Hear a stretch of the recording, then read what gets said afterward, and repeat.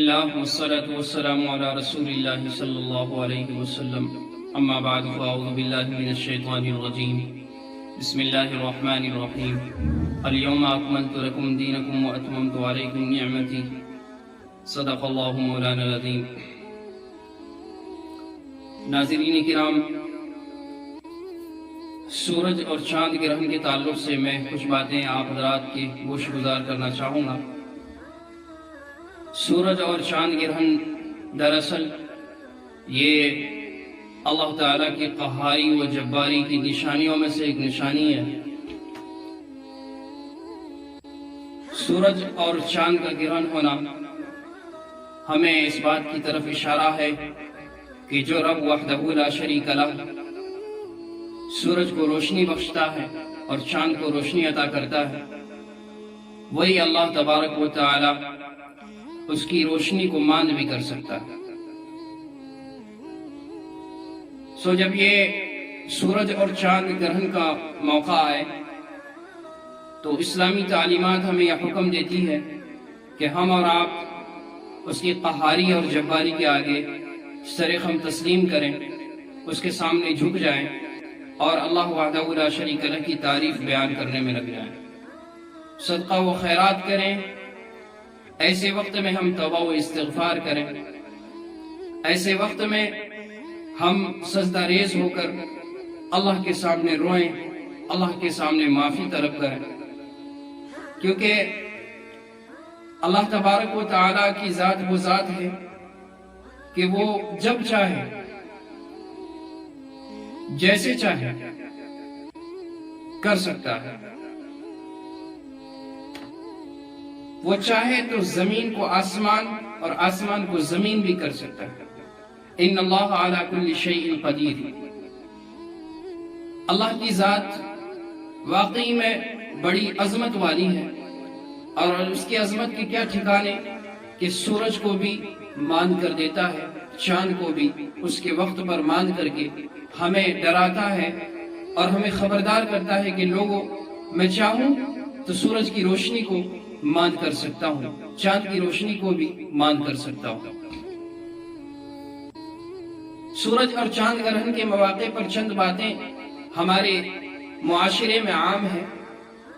ان باتوں کی طرف دراصل میں آپ کی توجہ دلانا چاہوں گا.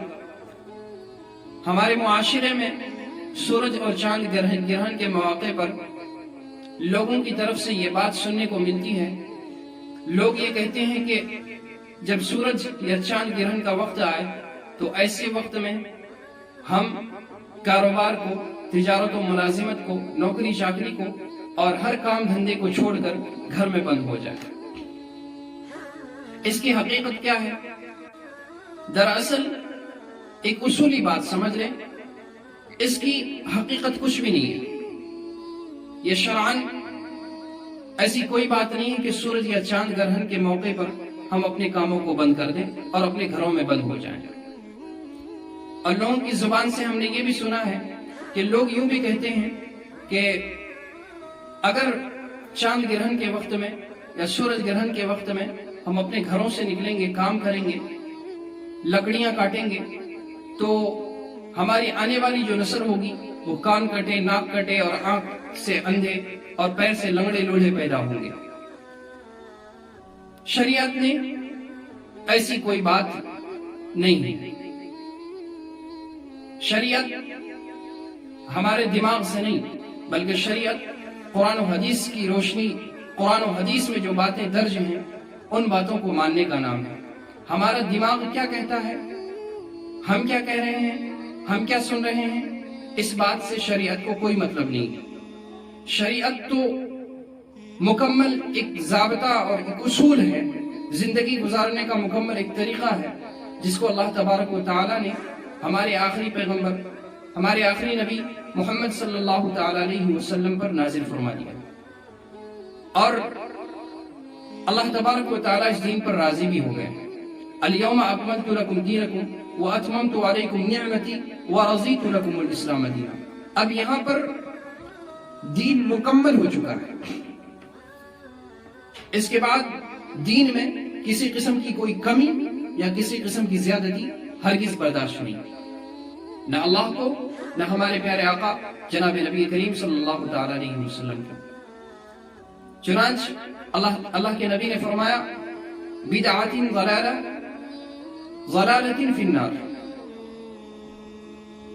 کل بدعہ، ہر بدعت جو ہے وہ گمراہی ہے، اور ہر گمراہی کا ٹھکانہ آپ علیہ السلام نے فرمایا کہ جہنم ہے۔ اس لیے کوئی نئی ایسی بات ہمیں ایجاد کرنے سے خبردار رہنا چاہیے اور رکنا چاہیے کہ ہم شریعت میں کوئی ایسی بات پیدا کریں یا کہیں سنی باتوں کو آگے پہنچا کر لوگوں کے ذہنوں کو خراب کرنے کی کوشش کریں، پھر ہم اپنا ٹھکانہ خود نبی کریم نے فرمایا کہ وہ کل ضلالۃ فی النار، ہر بدعت کا جو ٹھکانہ ہے وہ جہنم ہے۔ جو چیز شریعت میں نہیں ہے اس کو شریعت بنا کر لوگوں کے سامنے پیش کرنا، دراصل یہ بہت بڑی غلطی ہے، اور آج ہمارے معاشرے میں یہی چیزیں عام ہیں۔ چاند گرہن کے موقع پر ہماری عورتوں کو ہم نے یہ کہتے ہوئے سنا ان کی زبان سے کہ جب چاند گرہن یا سورج گرہن کا موقع آئے تو ہمیں سارے کام کو ترک کر دینی چاہیے، ہمیں گھر سے باہر نہیں نکلنی چاہیے، ہمیں کوئی کاٹنے والی چیز سے کوئی سبزی یا پھر کوئی اور پھل فروٹ وغیرہ نہیں کاٹنا چاہیے۔ اور اس کی علت یہ بیان کرتے ہیں کہ ایسا کرنے سے حاملہ عورتیں خاص طور سے ان کے بارے میں کہا گیا کہ ایسا کرنے سے جو حاملہ عورت اس طرح کی کرتی ہے، پریگننٹ لیڈی اس طرح کی کرتی ہے، تو اس کا جو آنے والا بچہ ہوگا وہ بچہ لنگڑا لولا اور ہاتھ کٹا کان کٹا ناک کٹا پیدا ہوگا۔ حالانکہ یہ سراسر جہالت ہے، یہ صرف سنی سنائی بات ہے، یہ گمراہی ہے اور زمانہ جاہلیت کی بات ہے جو لوگوں تک نسل در نسل چلتی آ رہی ہے، شریعت میں جس کی کوئی اصل اور حقیقت نہیں۔ ان چیزوں سے ہمیں رکنا ہے، اور شریعت نے کسوف و خسوف کے معاملے میں یعنی چاند گرہن اور سورج گرہن کے موقع پر ہمیں کیا تعلیمات دی ہیں، ان باتوں پر ہمیں توجہ دینی ہے۔ تو شریعت کا یہ اصول ہے، آپ علیہ الصلوۃ والسلام جب آپ صلی اللہ علیہ وسلم کی زندگی میں سورج گرہن ہوتا تو آپ صلی اللہ تعالی علیہ وسلم فوراً مسجد میں تشریف لے جاتے، چاند گرہن کا موقع آتا تو فوراً آپ علیہ السلام مسجد میں تشریف لے جاتے، نوافل میں مشغول ہو جاتے، اللہ کے سامنے کھڑے ہو جاتے، لمبی لمبی رکعتیں پڑھتے۔ سورج گرہن کے وقت میں آپ علیہ الصلوۃ والسلام جماعت سے نماز بھی پڑھتے تھے، نفل نماز جماعت سے پڑھا کرتے تھے، اور خود آپ صلی اللہ تعالی علیہ وسلم اس کی امامت بھی کی ہے۔ رکوع اور سجدے لمبے کرتے، قیام لمبا کرتے، سورۃ البقرہ مثلا سورۃ البقرہ کی تلاوت کرتے، اسی طریقے سے سجدے میں خوب رو رو کر اللہ تعالیٰ کے سامنے عاجزی و انکساری کے ساتھ میں دعائیں کرتے۔ ان چیزوں کا ہمیں شریعت نے حکم دیا ہے۔ یاد رکھیں زندگی کا کوئی ایسا پہلو نہیں ہے، کوئی ایسا موڑ نہیں ہے جہاں پر ہمارے پیارے آقا جناب نبی کریم صلی اللہ تعالی علیہ وسلم نے ہماری رہنمائی نہ کی۔ تو اس لیے میں اپنی ماں اور بہنوں سے اور ان عورتوں سے یہ کہنا چاہوں گا جو یہ کہتی پھرتی ہیں کہ چاند گرہن کے موقع پر حاملہ عورتوں کو باہر نہیں نکلنا چاہیے، اگر ضرورت ہے تو بالکل باہر نکل سکتے ہیں۔ اس طرح کا کوئی وہم، کوئی گمان، کوئی خیال آپ کے ذہن میں اگر آ رہا ہے تو یہ جہالت ہے، اس کو ترک کرنا انتہائی ضروری چیز ہے۔ اور عوام میں مشہور جو باتیں ہیں ان باتوں سے روکنا بھی اس موقع پر چاند اور سورج گرہن کے تعلق سے جو باتیں عوام میں مشہور ہیں ان باتوں سے منع کرنا، ان باتوں سے روکنا بھی یہ ہمارا فرض منصبی ہے۔ جب ہم تک یہ بات پہنچ جائے قرآن و حدیث کی روشنی میں کہ شریعت میں اس کی کوئی اصل اور حقیقت نہیں ہے تو ہمیں چاہیے کہ ان باتوں کو عوام تک بھی پہنچائیں، ان عورتوں تک پہنچائیں جو اس طرح کی جاہلانہ رسم و رواج میں اپنی آخرت کو بھی برباد کر رہی ہے اور دنیا کو بھی برباد کر رہی ہے۔ دنیا کو اس طرح برباد کر رہی ہے کہ وہ اس وقت میں ایک ضروری کام کر سکتی تھی لیکن اس کام سے وہ رک گئی، گویا کہ اس نے دنیا میں اس کام کا نقصان کیا، اور آخرت کے اعتبار سے اس کام کو شریعت کا ایک جزو سمجھ کر، شریعت کا ایک حصہ سمجھ کر اس کام سے روکی. اس نے یہ سوچا کہ یہ شریعت کا حکم ہے اور شریعت کے حکم کو فالو کرنا چاہیے، تو اس نے اپنی آخرت بھی برباد کی، کیونکہ شریعت میں تو اس کی کوئی اصل حقیقت نہیں ہے. یہ باتیں آئی کہاں سے؟ یہ بھی ایک سوال. یہ باتیں دراصل غیر مسلموں کی طرف سے آئی ہیں، یہود و نصارہ کی طرف سے آئی ہیں، جو چلتے چلاتے آج ہمارے معاشرے میں عام ہو گئی. کیا مسلم، کیا غیر مسلم، سب ایک ہیں اس معاملے میں. وہ بھی کہتے ہیں کہ ایسا کوئی کام نہیں کرنا چاہیے چاند گرہن اور سورج گرہن کے موقع پر، اور ہم مسلمان ہو کر بھی اس طرح کی باتیں کرتے ہیں. کتنے افسوس کی بات ہے. یہ ان کے سنگت میں زندگی گزارنے کا اور ان کے ماحول میں ہم اپنے آپ کو جس طرح سے رکھ رہے ہیں، ان کے ماحول میں اپنی زندگی کو جو گزار رہے ہیں، اسی کا اثر ہے کہ آج ہم شریعت کی باتوں سے، شرعی احکام سے، شرعی اصول و ضوابط سے ناواقف اور نابلد ہیں. اور سب سے بڑی وجہ جو ہے وہ یہ ہے کہ ہم اپنی اولاد کو